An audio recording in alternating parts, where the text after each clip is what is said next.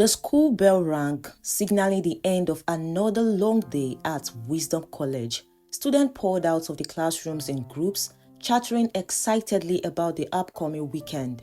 Modupe, however, was not part of their lively conversations. She moved silently through the crowded hallways, her gaze fixed on the floor, clutching her backpack tightly to her chest. Modupe had once been a vibrant girl, full of life and laughter, her eyes always sparkling with curiosity. She had been a star student, excelling in her classes and surrounded by friends. But that was before the tragedy, before her entire world had crumbled in one terrifying instant. It happened during the long holidays when everything changed for her. Her parents, Mr. and Mrs. Ajulo, who were successful business owners, had planned a quick trip abroad for a business meeting. They had been in a rush, a last-minute opportunity too important to miss. Modupe had begged to go with them. She was their only child, and traveling with her parents was something she always looked forward to. But this time, they had insisted she stay behind. It's too quick, too sudden, they had told her. We'll be back in no time. But they never came back. The news had been all over the country. Mysterious air crash in the Atlantic. All 178 passengers aboard the flight, including her parents, had perished. No one survived. Modupe had spent hours staring blankly at the television, refusing to believe what she was hearing. She hadn't even been able to say goodbye. The cold reality of being orphaned, of losing everything in a single day, sank in with brutal finality. Now, at Wisdom College, she was no longer the girl everyone knew. She had transformed into a shadow of her former self, silent, withdrawn, and isolated. She had no family left to care for her. The warmth of her parents, their love, was gone forever, and in its place was a deep, hollow ache that seemed to grow larger with each passing day. In the classroom, her grades, once exceptional, began to plummet. The teachers noticed, but no one could quite reach her. No one except one person, Miss Chioma, her class teacher, a tall, soft-spoken woman with a kind heart, had taken a special interest in Modupe. She had noticed the sudden change in her after the accident and made it her mission to help her. Miss Chioma didn't pry or ask uncomfortable questions. Instead, she offered support quietly, like a gentle hand in the dark. Modupe, stay after class for a while, she had said one afternoon, smiling softly. Modupe had nodded, though her expression remained vacant. Miss Chioma helped her with her assignments, not pushing too hard, but just enough to show her that someone cared. Over time, Modupe began to respond. Her grades, though still below what they once were, started to improve. It was slow progress, but progress nonetheless. Yet, despite Miss Chioma's efforts, the hole in Modupe's heart remained deep and festering. The world felt cruel and cold, and no amount of academic improvement could fix that. Her classmates didn't help either. Instead, some girls began to bully her. The first time it happened, Modupe didn't fully register what was going on. It was a Tuesday morning. She had arrived early as usual and sat in the corner of the classroom, quietly arranging her books. That was when she heard them. Kemi, Nancy, Victoria, and Dara. They had always been the popular girls at school, moving through the hallways with the ease of people who never had to question their place in the world. Kemi, their ringleader, was tall, with sharp eyes and a sharper tongue. She had the kind of confidence that made others flock to her, though it was often fueled by putting others down. Nancy was her closest ally, a gossip queen who never let a secret go untold. Victoria, the fashionable one, prided herself on her appearance and was quick to judge others who didn't meet her standards. And Dara, quiet but no less cruel, was the one who always lingered in the background, offering mocking laughs and knowing glances. As Modupe turned a page in her notebook, she felt a shadow fall over her. She looked up to see Kemi standing there, arms folded, her lips curling into a snare. Behind her, the other three girls stood like a gang of hyenas, waiting for the signal to strike.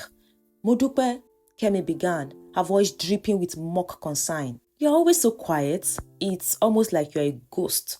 I mean, with no family and all, maybe that's fitting." The words stung, but Modupe kept her head down, willing herself to ignore them. She had learned long ago that responding only gave people like Kemi what they wanted: ammunition. Nancy chimed in, leaning against the desk with an exaggerated pout. "Oh, don't be like that, Modupe. We are just worried about you. It must be so lonely being all by yourself."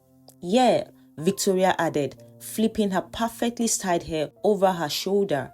"You used to be so smart. Now look at you. What happened? Did you leave your brain on that plane with your parents?" A small collective gasp came from the back of the classroom. Some students glanced up, their eyes wide in surprise. Even Dara, who usually stayed quiet, let out a small chuckle at the crude joke.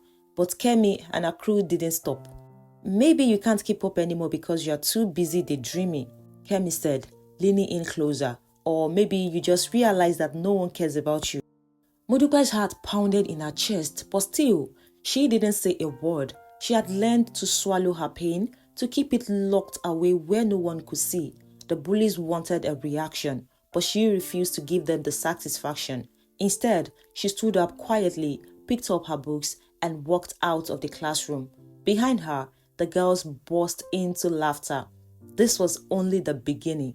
Over the next few weeks, the bullying escalated. Kemi, Nancy, Victoria, and Dara seemed to make it their personal mission to torment Modupe at every opportunity. They never physically harmed her, but their words cut deep. Every day, there was something new: a snide remark, a cruel joke, or a well-timed insult thrown in her direction. During lunch breaks, they point and whisper as she sat alone, their giggles echoing across the cafeteria. They made fun of her, taunting her about her orphan status, and whenever they got the chance, sometimes they would knock her book off her desk or spill water on her notes, all the while pretending it was just a harmless mistake. It wasn't. Modupe became the school's invisible target. Her classmates saw what was happening, but did nothing to stop it. Some were too afraid of crossing Kemi and her friends, while others simply didn't care. No one wanted to be on the receiving end of their cruelty, so they stayed silent, pretending not to notice. Despite the constant torment, she remained quiet. She never fought back, never screamed or cried in front of them. She kept her head down, just as she had on that first day, and let their words wash over her. But inside, a storm was brewing.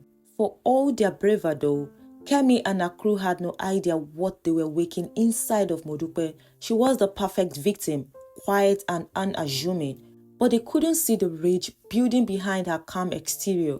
They didn't know that the quiet girl they bullied every day was watching them closely, studying them, learning their weaknesses, and waiting for the perfect moment to strike. Modupe's quiet nature and constant bullying in school made each day a challenge, yet the loneliness she faced at school paled in comparison to the emptiness that awaited her at home. After each long day, she would return to the mansion her parents had left behind, a grand and imposing house that once overflowed with life but now stood eerily silent. The mansion was located in one of Lagos' wealthier neighborhoods, secluded at the end of a quiet street. The high walls and thick iron gates gave it the appearance of a fortress, a place meant to keep the outside world at bay. But for Modupe, the walls felt less like protection and more like a prison, trapping her in a home that no longer felt like one. Inside, the house was pristine, too pristine, as if the life that had once filled it had been scrubbed away, leaving only a hollow shell.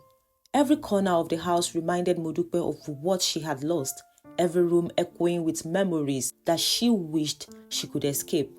Her parents had left her everything: wealth, security, a beautiful home, but none of it mattered.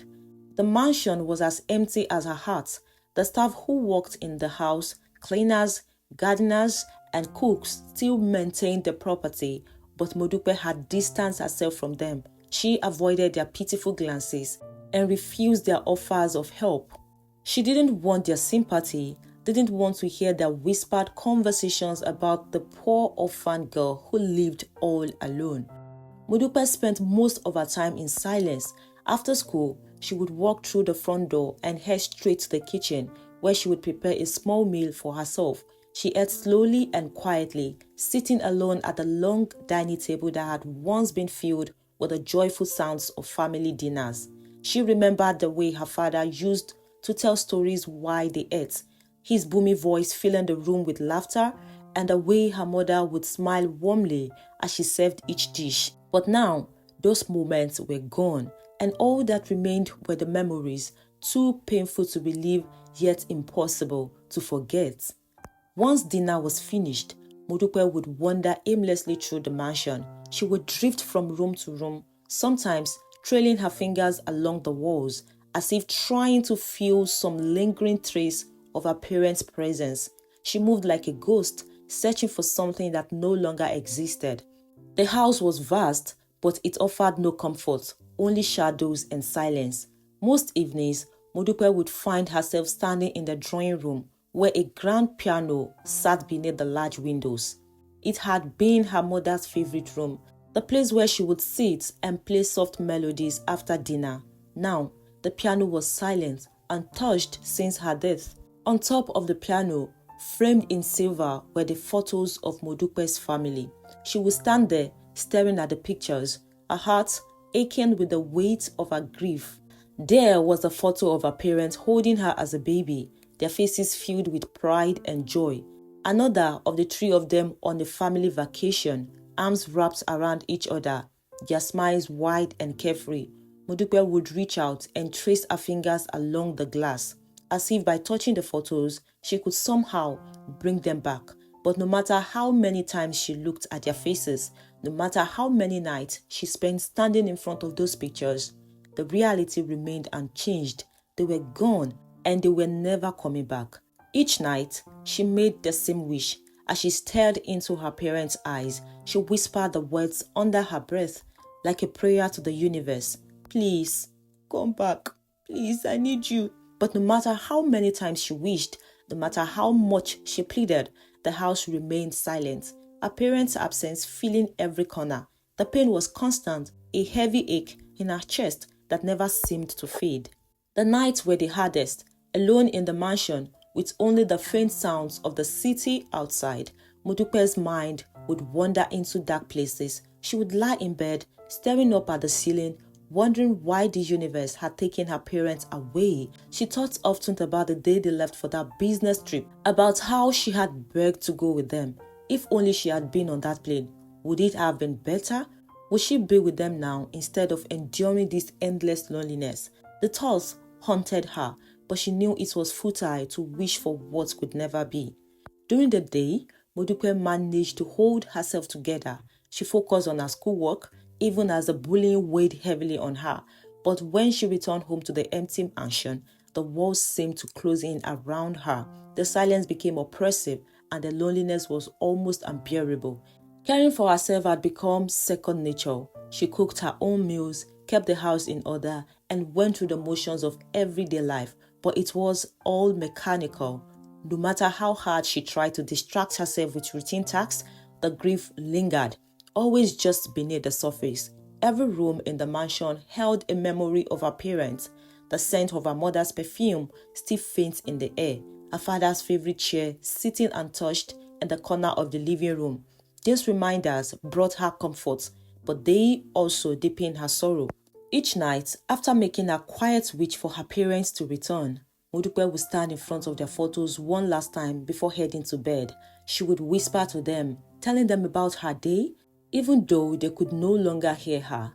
"I miss you," she would say, her voice barely audible. "I miss you so much." But even as the tears welled up in her eyes, she held them back. She had learned that crying wouldn't bring them back. As she lay in bed, staring up at the ceiling in the darkness, Modupe made a promise to herself. She would survive. She didn't know how or when, but she knew that she couldn't stay trapped in this grief forever. Her parents were gone, but she was still here, and as much as it hurt, she had to keep going. She closed her eyes, whispering into the quiet, empty night, "I'll be okay, somehow. I'll be okay."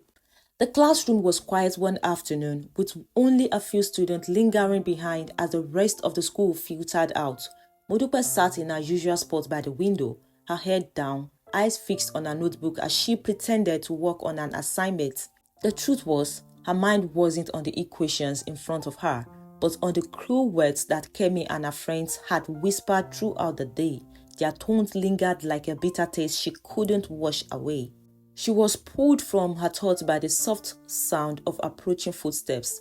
Looking up, she saw Miss Chioma standing beside her desk, offering a small reassuring smile. "Modupe, do you have a minute?" she asked gently, though she already knew the answer. Miss Chioma was not the kind of teacher who demanded things from her students. Instead, she was patient, always leaving space for them to come to her. Modupe nodded and began gathering her things.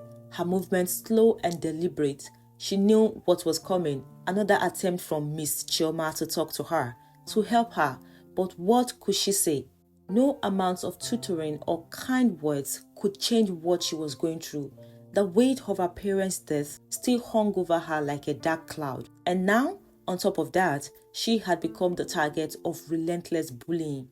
Miss Chioma led her to a quiet corner of the classroom where they sat down. For a moment, neither of them spoke. The sounds of students laughing and chattering outside drifted through the open windows, a sharp contrast to the heavy silence between them. "You've been doing much better in maths," Miss Chioma finally said, her tone encouraging.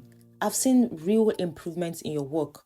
Modupe didn't respond immediately. She traced a finger over the edge of her notebook, trying to avoid her teacher's gaze. The truth was, she had been trying. It's only because Miss Chioma had taken such an interest in her. The woman's kindness was the one bright spot in her otherwise bleak existence, and Modupe didn't want to disappoint her, but it was hard to focus on equations and essays when her mind was constantly consumed by the pain of her past and the cruelty of her present. "Thank you," Modupe mumbled, her voice barely audible. Miss Chioma tilted her head, studying her with those kind, perspective eyes. "But your heart is not in it, is it?" Modupe stiffened, the weight of the question pressing down on her. She didn't want to lie, but she didn't know how to explain the storm of emotions inside her. How could she tell Miss Chioma about the empty feeling in her chest? The way her parents' absence seemed to haunt her every waking moment. And how could she explain the growing anger she felt towards Kemi, Nancy, Victoria, and Dara? The anger that was starting to consume her, little by little. I don't know," she said, her voice shaky. Miss Chioma nodded slowly, her expression understanding. "I know things have been hard for you, Modupe. Losing your parents? It's something no one should have to go through, especially at your age. And I've noticed that some of the students haven't been treating you kindly." Modupe's heart skipped a beat. Did Miss Chioma know? Had she seen the way Kemi and her friend tormented her? The thought of it sent a wave of shame through her. Shame that she hadn't fought back. Shame that she had let them make her feel small and powerless. Miss Chioma reached out and gently placed a hand on her shoulder. "But you're strong than you think," she said softly. "I can see it in you. You've been through more than most people can even imagine, but you're still here, and that tells me you are not someone who gives up easily." Modupe swallowed hard, her throat tight. She wanted to believe Miss Chioma. She wanted to think that she could rise above everything that had happened. But how? How could she be strong when every day felt like a battle just to survive? "I'm here for you," Miss Chioma continued, "not just as your teacher, but as someone who cares about you. If you ever need to talk about anything, you can come to me. You don't have to go through this alone."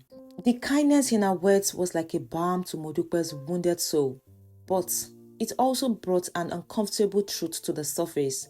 Miss Chioma didn't know the depths of the darkness that had begun to take root in her heart.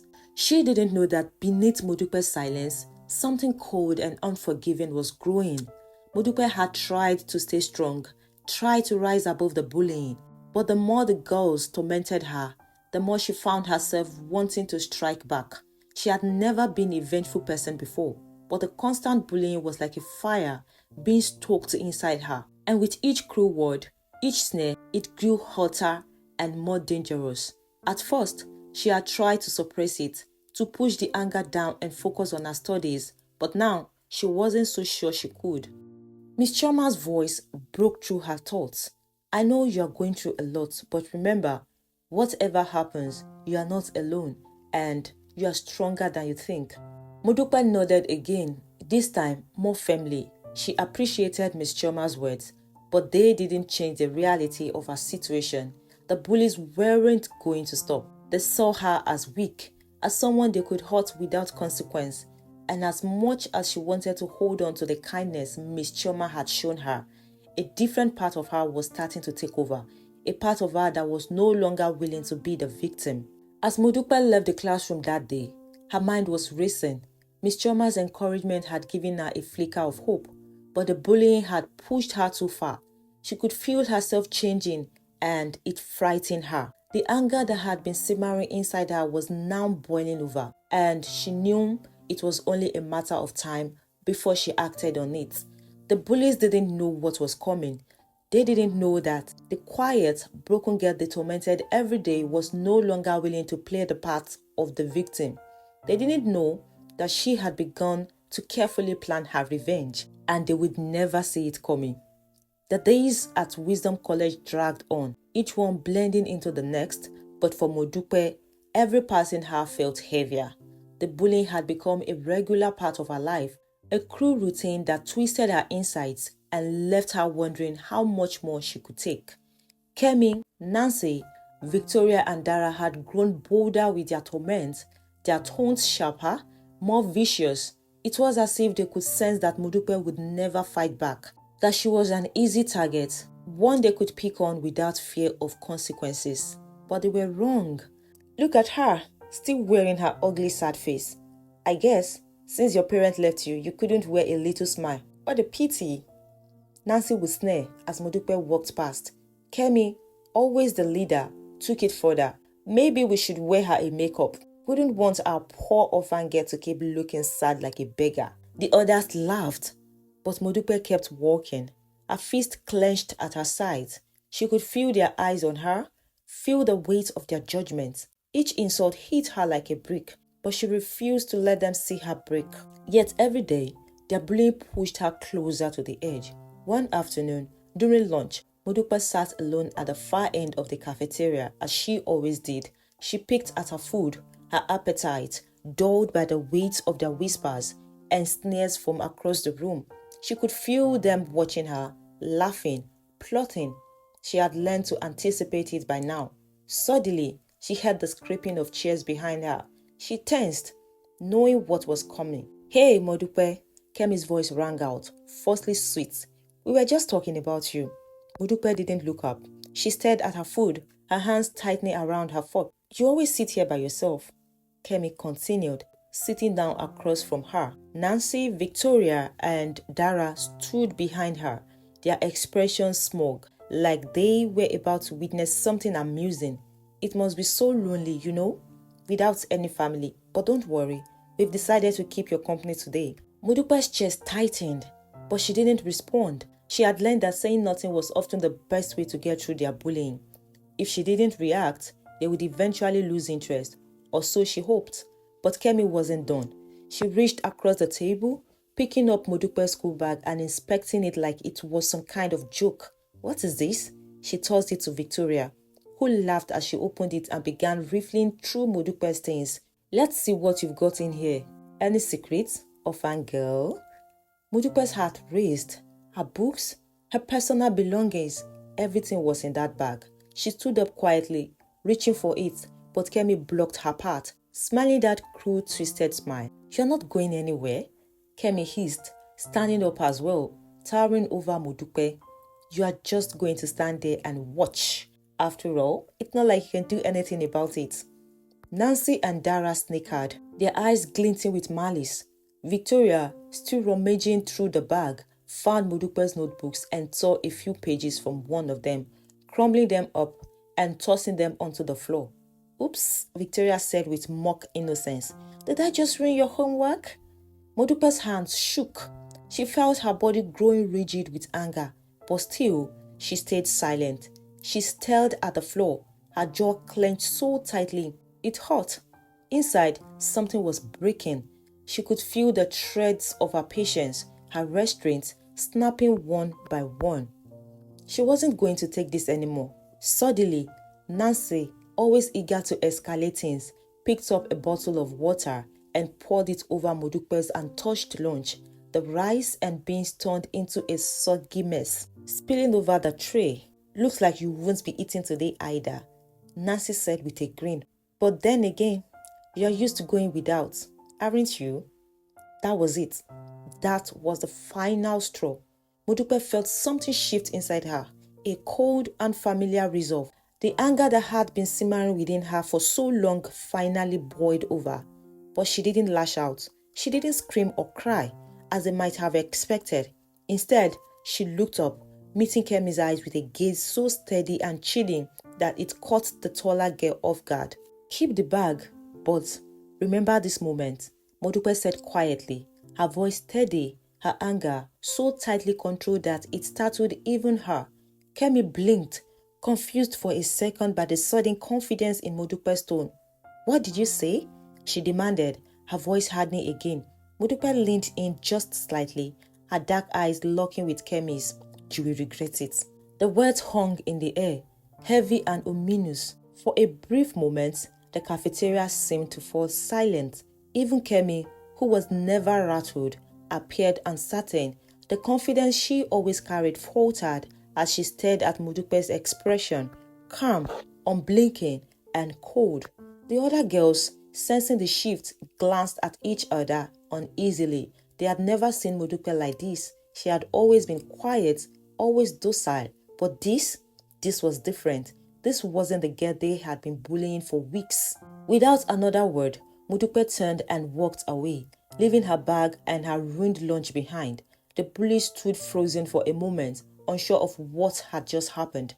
But as Modupe walked out of the cafeteria, she felt a strange sense of power she hadn't felt in a long time. She was done being the victim. She had allowed them to push her around, to humiliate her, but that was over now. They didn't know it yet, but they had crossed the line, and she wasn't going to forgive or forget. Her plan had begun.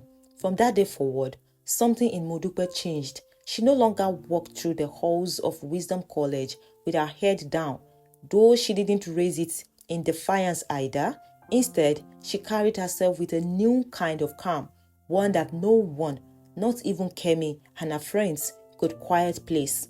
She had decided not to strike back physically.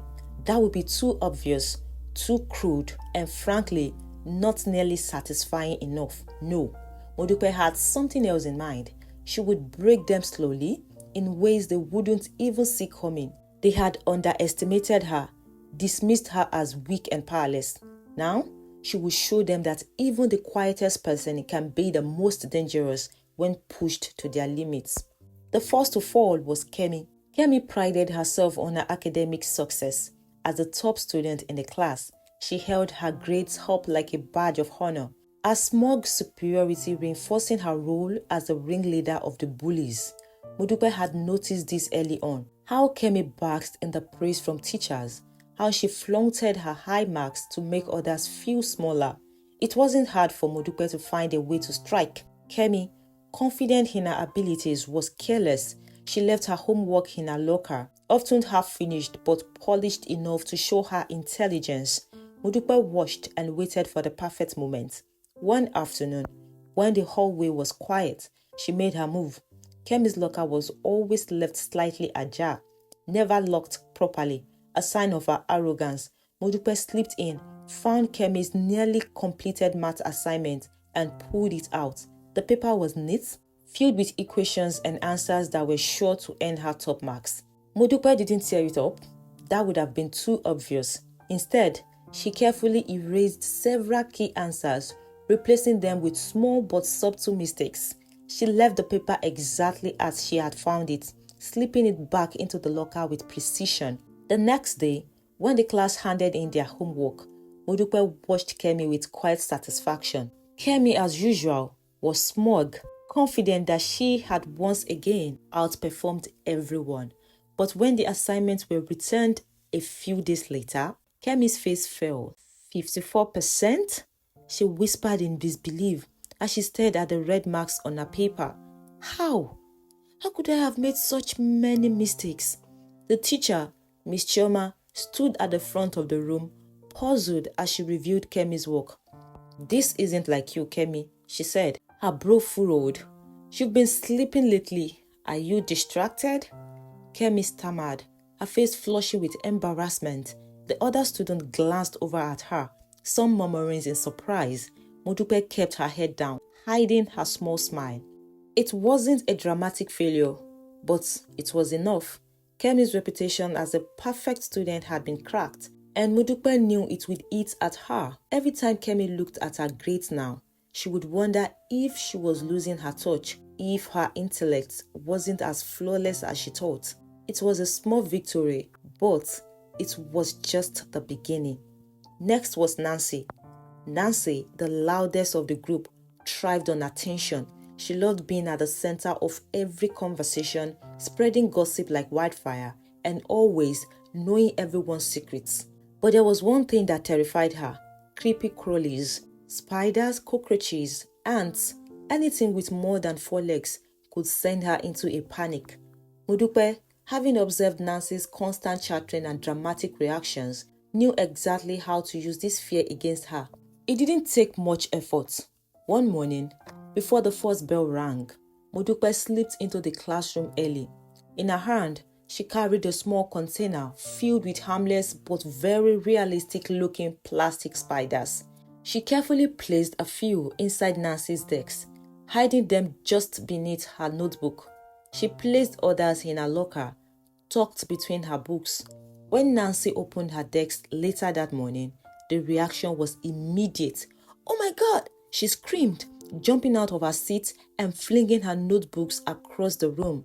Her eyes widened in horror as she pointed to the small black spiders scattered across her desk. "Spiders!" she screamed, jumping out of her seat and flinging her notebook across the room. Her eyes widened in horror as she pointed to the small black spiders scattered across her desk. The entire class erupted into laughter, but Nancy didn't find it funny. She was practically in tears as she backed away, her face pale. "Get them away from me!" she shrieked, her voice trembling. "I hate spiders! I hate them!" The more Nancy panicked, the harder the class laughed. Even Kemi, who had been sulking over her recent academic embarrassment, couldn't help but giggle at the sight of her friend's hysteria. Modupe watched from her seat, her face calm. She hadn't needed to lift a finger, and yet Nancy's fear had been exposed to everyone to see. From that day on, Nancy became the target of her own gossip. Whispers spread about her exaggerated fear, and the nickname Spider Girl followed her wherever she went. The tables had turned, and Modupe had barely done a thing. Victoria's fall came next. Of all the girls, Victoria was the most concerned with appearances. Every day, she walked into school with perfectly styled hair, flawless uniform, and designer bags that made her stand out. To Victoria, image was everything, and she guarded her reputation fiercely. Modupe had seen how Victoria looked down on anyone she deemed less put together. She mocked other girls for their hairstyles, their uniforms, and their shoes. But Modupe knew something about Victoria that no one else did. Victoria's mother, while wealthy, had a nasty temper, and Modupe had overheard Victoria complaining to Nancy once about her constant pressure to be perfect. It didn't take long for Modupe to turn that against her. Through a series of anonymous notes, Modupe spread the rumor that Victoria's mother was the reason behind her obsession with perfection. She wrote that Victoria wasn't naturally beautiful, that she was simply trying to live up to her mother's impossible standards. The rumor spread quietly at first, but by the end of the week, everyone in the school was whispering about it. Victoria, usually so poised, began to crumble under the pressure. Everywhere she went, she heard students giggling behind her back, making snide comments about her appearance. The constant scrutiny was too much for her, and for the first time, her marks of confidence slipped. Modupe watched as Victoria's insecurities were laid bare, all without ever lifting a finger. It was a quiet but effective revenge. Finally, there was Dara. Dara had always been the quietest of the group, never the one to initiate the bullying, but always the one to stand by and laugh. She followed Kemi's lead, happy to go along with whatever the group did, but that didn't make her innocent. She was the kind of person who always felt like people were talking about her behind her back, even when they weren't. She had mentioned it once in passing during a conversation with Nancy, not realizing that Modukwe had been listening. Modukwe played on this perfectly. She began leaving little notes in Dara's locker, cryptic messages that said things like, "They are watching you." She arranged for Dara to overhear conversations that made it sound like people were talking about her. It didn't take long for Dara to grow suspicious of everyone around her. Soon, Dara was looking over her shoulder constantly, convinced that people were gossiping about her. She became jumpy, her usual composure unraveling as she questioned even her closest friends. The paranoia ate away at her, just as Modukwe had planned. One by one, the bullies were falling apart. Kemi, Nancy, Victoria, and Dara had no idea that Modukwe was behind their misfortunes. They thought their struggles were random, bad luck, or the result of their own mistakes. But Modukwe knew the truth. She had orchestrated it all, piece by piece, until the girls were crumbling under the weight of their own insecurities. And the best part, no one suspected a thing. The school had become a different place for Modukwe. For the first time in what felt like years, she walked through the hallways without fear. She was no longer the quiet, invisible girl who simply endured. Now, she was in control, pulling the strings from the shadows as the four girls who once tormented her slowly unraveled. But she wasn't done yet. Modukwe had one last move to make, a final act that would leave Kemi, Nancy, Victoria, and Dara in pieces, not just individually, but as a group. She had watched them for months, studied the cracks in their friendship, and now she knew exactly how to push them over the edge. It started with a simple lie. Modukwe knew that Kemi's confidence as the leader of the group was fragile, especially after her embarrassing academic failure. Kemi always needed to be in control, to have a position of power reinforced by her friends. But after Modukwe's subtle sabotage of her grades, Kemi's hold on that power had weakened. The others had started to see her as less infallible, though no one dared to say it aloud. Modukwe decided it was time to plant that seed of doubt. One afternoon, Modukwe slipped an anonymous note into Kemi's locker. It was short, but it was enough. "Victoria has been saying she should be the leader, not you. Thought you should know." She did the same for Victoria. Only this time the note read, "Kemi's been telling people you are only popular because you follow her around. Watch your back."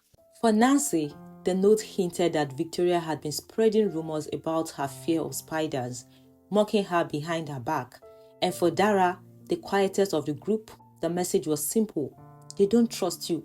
They think you will betray them. The lies were small, carefully crafted to exploit each girl's insecurities. But Modukwe knew that once the seeds were planted, they would grow into something far more destructive. The next day, the tension between the girls was palpable. It began with sideways glances, hesitant whispers, and awkward silences during their usual lunch hangouts. None of them knew about the notes the others had received, but each girl was suddenly on edge, unsure of where they stood within the group. Kemi, always the most confrontational, was the first to break. "Victoria," she said sharply during lunch, her voice dripping with accusation. "Have you been talking behind my back?" Victoria, caught off guard, blinked in surprise. "What are you talking about?" "I heard," Kemi snapped, her eyes narrowing, "that you've been telling people you should be the one in charge, that you think I'm losing my touch." Victoria's eyes widened. "I never said that. Who told you that?" Kemi crossed her arms, her jaw tight. "That's not what I heard." The other students in the cafeteria were starting to notice the rising tension between the girls. Heads began to turn, and whispers rippled through the crowd as people sensed that something big was about to happen. Nancy, sensing the shift in power dynamics, couldn't resist adding fuel to the fire. "Kemi, maybe it's true. maybe you are losing your touch. I mean, you didn't do so well on that last math test, did you? Kemi's face flushed with anger. Shut up! Nancy, at least I don't freak out over a few stupid spiders. Nancy's eyes flashed with rage. Are you serious? You're going to throw that in my face now? Victoria, desperate to defend herself, turned to Nancy. She's just mad because she knows she's not on top anymore. You've noticed it too, haven't you? Nancy hesitated, glancing between Kemi and Victoria, unsure of where her loyalty should lie. Dara, standing at the edge of the group, watched silently, a paranoia growing with every word. The note she had received was burning a hole in her pocket, and she couldn't help but wonder if the others were talking about her behind her back too. The argument escalated quickly. Accusations were thrown around, voices rising as the once tightly knit group began to fracture. Kemi and Victoria squared off, each convinced the other was trying to take control.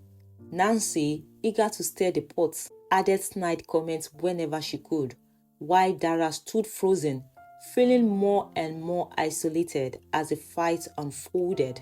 It wasn't long before the argument became a full-blown spectacle. The entire cafeteria was watching now, students whispering excitedly as the drama unfolded in front of them. Kemi, her face red with anger, finally snapped. You're all just jealous because you know I'm the reason this group works. Without me, none of you would even be popular. Victoria laughed bitterly. Popular? Please, you think people like you? They are just afraid of you, Kemi. That's not true. Kemi shot back. You're just mad because you will never be more than my shadow. Nancy, sensing an opportunity, jumped in.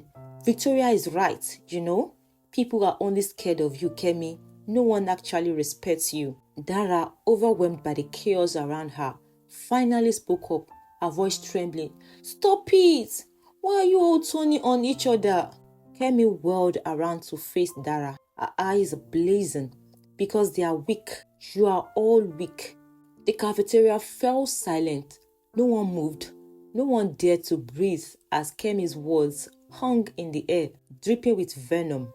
Victoria, her face twisted with hurt and anger, stepped back, shaking her head. You've lost it, she said quietly. You are the weak one, Kemi. And with that, Victoria walked away, leaving Kemi standing alone. Nancy, sensing the shift in power, followed, her eyes darting nervously between the remaining girls. Dara, looking utterly defeated, trailed behind them. Kemi was left standing in the center of the cafeteria, her fist clenched, her face in marks of rage and betrayal. The entire school had witnessed her downfall, and there was no coming back from it. Modupe, sitting at the far end of the room, watched it all unfold with quiet satisfaction. She hadn't needed to raise her voice, throw a punch, or even confront them directly. She had simply planted the seeds of doubt, and the bullies had destroyed themselves. As the bell rang, signaling the end of lunch, Modupe stood up and walked calmly out of the cafeteria. For the first time in months, she felt at peace. The bullies who had tormented her were no longer a threat. They had turned on each other, their bonds shattered beyond repair. Modupe had won, but it wasn't just about revenge. It was about reclaiming her power, her dignity, and her sense of self. The girls who had once made her feel small were now smaller than ever in her eyes. And as she walked through the halls of the school, her head held high, Modupe knew one thing for certain: no one would ever push her around again. The final bell of the day echoed through the halls of the school, signaling the end of yet another school day. Students hurried out of their classrooms, eager to escape the confines of the building and embrace the weekend ahead. Modupe walked slowly through the familiar corridors, her pace unhurried, her thoughts steady. She had come a long way since the first time Kemi, Nancy, Victoria, and Dara had singled her out as their target. Back then, she had been a quiet, broken girl, too lost in her grief and pain to defend herself. But now, she was different. She had taken control of her life in ways she never thought possible. The school was buzzing with rumors about the fallout between the once inseparable bullies. The group had crumbled after that fateful day in the cafeteria. Kemi, the former queen bee, was now a shadow of her former self, walking the halls alone, her confidence shattered. Nancy, Victoria, and Dara had distanced themselves from her, each trying to repair their reputations and form new alliances within the school. But it was too late. Their downfall had been witnessed by everyone, and the cracks in their friendship were too deep to mend. Modupe had watched it all unfold with quiet satisfaction, but now it was over. She didn't feel the overwhelming rush of victory she had expected. Yes, she had won. Yes, she had taken her revenge, and it had been sweet in the moment. But in the end, it wasn't the bully's destruction that gave her peace. It was the realization that she no longer needed their validation or anyone else's to feel strong. She had found her strength within herself. As she approached the school gates, she saw Miss Chioma waiting for her near the entrance. The teacher had been keeping a close eye on Mudupe ever since she had started improving in her studies, and Mudupe had come to appreciate her quiet support. Miss Chioma never pried, never demanded more than Mudupe was willing to give. She simply offered a steady presence, someone who was there for her, no matter what. Mudupe, Miss Chioma called out with a smile as Mudupe reached the gates. Heading home, Mudupe nodded, her own small smile tugging at the corners of her lips. Yes, ma'am. Miss Chioma studied her for a moment, her eyes warm but curious. You've changed a lot lately, she said softly. You seem lighter. Modupe shrugged. Though she knew what Miss Chioma meant, she felt lighter too. The weight of her grief, the constant gnawing pain of her parents' loss hadn't disappeared, but it no longer consumed her. She had learned to carry it differently, to let it be part of her without letting it define her. I'm doing better, Modupe said simply. Miss Chioma smiled, clearly pleased with the response. I'm glad to hear that. You've been working hard in class, and it shows. I knew you had it in you. For a moment, they stood in comfortable silence, the sounds of the bustling Lagos streets filling the air around them. Modupe glanced up at the sky, watching the clouds drift lazily by, feeling a sense of calm settle over her. I wanted to thank you, Modupe said quietly, turning back to Miss Chioma, for everything. You've helped me when no one else did.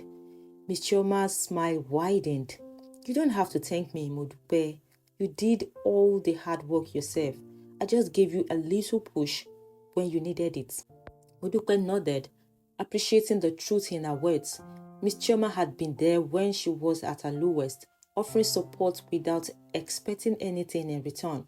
But in the end, it had been Modupe who decided to rise. She had found her strength, and now she was determined to hold on to it. As she walked home that afternoon, Modupe reflected on the journey she had been through. She thought about her parents, about how much she still missed them, and how the pain of their loss would always be a part of her. But she always thought about the future, about what lay ahead for her. Wisdom College no longer felt like a battleground. The bullies had been defeated, but more importantly, Modupe had reclaimed her sense of self. She had discovered that even the quietest person can fight back when pushed to their limits. And while she had chosen the path of revenge, she knew now that her true power came from her resilience, her ability to rise from the ashes of her pain and stand tall. She wasn't the same girl she had been when the bullying started.